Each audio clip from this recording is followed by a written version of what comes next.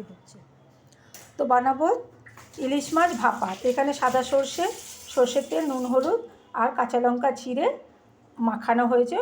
এবারে কচু পাতাটাকে নুন জলে একটুখানি ভালো করে ভিজিয়ে রেখেছি। এবার মাখিয়ে এটা গরম জলে ভাপা বসাবো। তো কীভাবে বসাবো দেখাচ্ছি। মাছটা প্রথমে মাখিয়ে রেখেছি।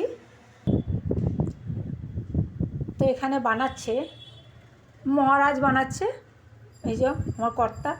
আরও অনেক কিছু হবে, একটা একটা রেসিপি দেখাচ্ছি। এখানে চিংড়িও হবে, ওখানে আরও একটা ইলিশ মাছ হবে। আপাতত সর্ষে ইলিশটা দেখাচ্ছি। তো সর্ষে ইলিশ, এই যে সর্ষে, শুধু সাদা সর্ষে, আর কিছু দেওয়া নেই। কাঁচা লঙ্কা, সর্ষের তেল, নুন, হলুদ দিয়ে এটাকে ভালো করে মাখিয়ে রেখেছি।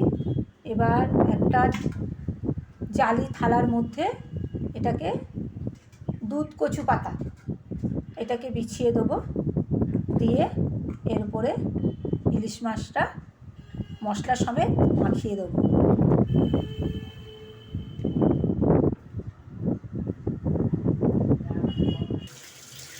তো এখানে জল গরম করতে দিয়েছি।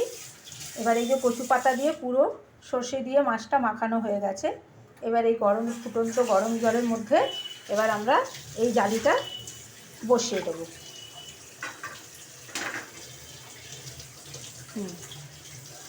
এখন একটু গ্যাসটাকে হাই ফ্লেমে রেখেছি। জলটা ফুটলে তখন গ্যাসটাকে সিম করে দেবো। চাপা দিয়ে দিলাম।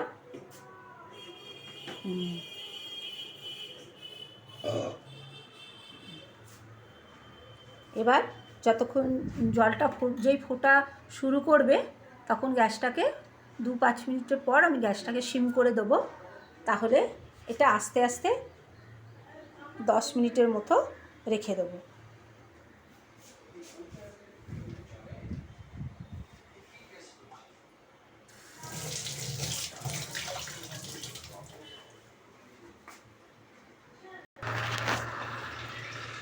তো তনু কিচেন ব্লকে আপনাদের ইলিশ মাছ কচু পাতা দিয়ে যে ভাপা দেখাচ্ছি, এখানে হয়ে গেছে আমার ভাপা পুরো কমপ্লিট তৈরি।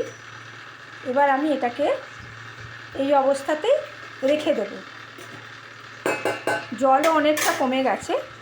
হ্যাঁ, এটাকে আমি এই অবস্থাতে রেখে দেবো যাতে আমি খাবার সময় আবার গরম করতে পারি। গরম করে একটু, এই দেখুন জলও অনেকটা কমে গেছে, যতটা জল দিয়েছিলাম একদম কমে গেছে এবং আমার ভাপাও রেডি হয়ে গেছে। এবার এটা আমি খাবার সময় একবার খালি ভাপিয়ে নেব। পরে আবার আমি আর একটা ইলিশ মাছ আমি কালো জিরে দিয়ে করব, এখানে ভাজা হচ্ছে, সেটা আমি পরে দেখাচ্ছি।